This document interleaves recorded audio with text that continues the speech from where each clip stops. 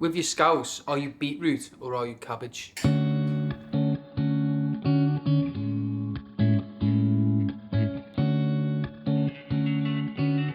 Now, pickled beetroot, a common larder item, especially in our household, because pickled beetroot goes with absolutely everything. And most importantly, every Monday when you have your pan of scouse, you need your pickled beetroot or your pickled red cabbage. This pickling liquor here, you see this with the white wine and the sugar, you can batch it up, make loads of it.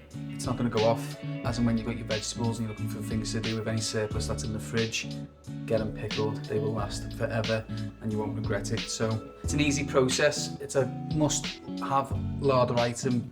So this is how you do it. Very simple. So we're just going to boil the beetroots.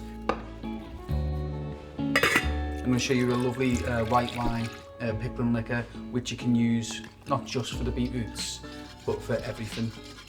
These aromatics, it's completely up to you. Got pepper, star anise, clove. I put a whole chilli in. I don't cut the chilli because I want the flavour of the bird's eye, not necessarily the heat. I don't have any mustard seeds, so I put a bit of Dijon mustard in.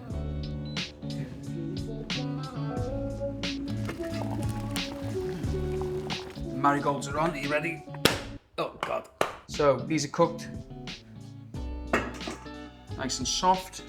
They're also hot, and you want them hot so that you can peel them. Knife in, knife out, nice and easy, yeah. Just rub off the skin, see?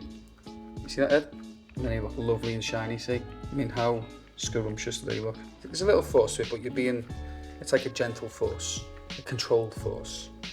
If you want to cook your beetroots, and you don't want to pickle them, that's how you do it. You can also roast them, they are nice roasted, but I do actually like boiling them and then roasting them, or caramelising them off in a pan afterwards. But then again, saying that salt-baked beetroot is also delicious. So many options. I mean, how do you just pick one?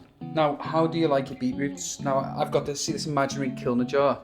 I love them sliced whole, nice thick pieces across the equator. Don't like them too thin at all. Yeah, my granddad always made the beetroot. Oh, he still does. He's still with us, still hanging on in there. In the departure lounge, but he's still with us. I actually look forward to his beetroots. By the way, when you get your pickle on top of these, they ain't going off.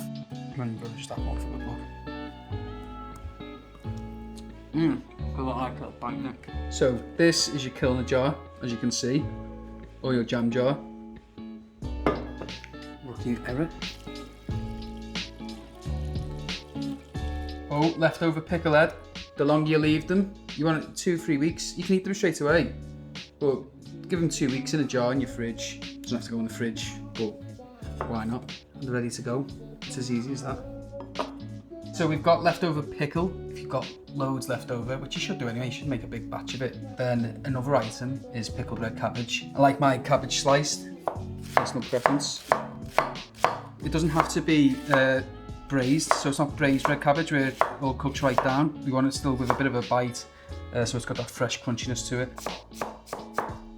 So it's not braising, we're literally just going to boil it up with some pickle. I'm going to use a nice big wide based pot, whack it all in. Pickling liquor goes in.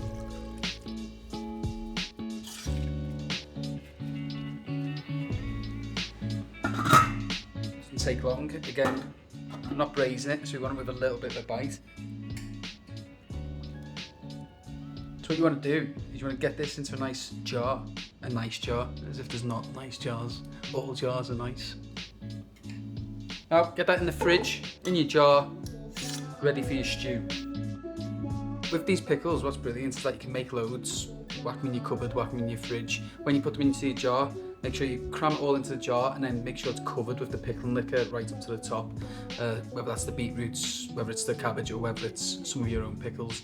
All the recipes will be on our website. Like, share, subscribe to the channel, do all that stuff. Let me know what you would like us to cook and to show you, and I will do my best to provide some real good tips and tricks and some good recipes and methods and techniques. And yes, we just want to help more people to cook, so